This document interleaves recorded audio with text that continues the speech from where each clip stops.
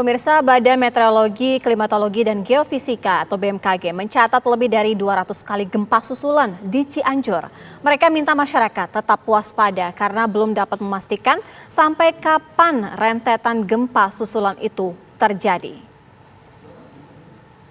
Ya, hari ini sampai dengan pukul 9 tadi pagi, gempa susulan Cianjur sudah mencapai 237 kali ya. Sebagian ada yang dirasakan, ada juga yang tidak. Memang ini tergantung dari kekuatan gempa itu sendiri. Namun magnitudo yang terbesar sampai saat ini masih di 4,2, sedangkan yang terkecil 1,2.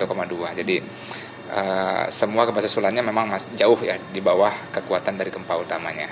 Kalau dari analisa tim BMKG ini memang sejauh ini apakah ada resiko gempa yang lebih besar dibandingkan gempa yang terjadi pada hari Senin lalu, Pak?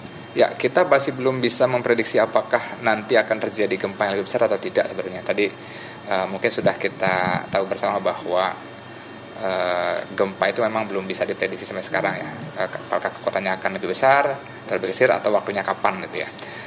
Yang jelas ada pola-pola di suatu wilayah, misalnya di wilayah Cianjur kita sudah melihat dalam 4 hari atau 5 hari terakhir kecenderungan gempa susulan itu biasanya memang pasti lebih kecil dibandingkan gempa utamanya ya.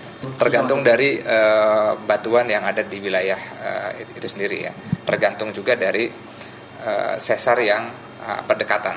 Misalkan ada sesar yang pecah ya gempanya. Kemudian dia bisa saja men-trigger sesar yang lain.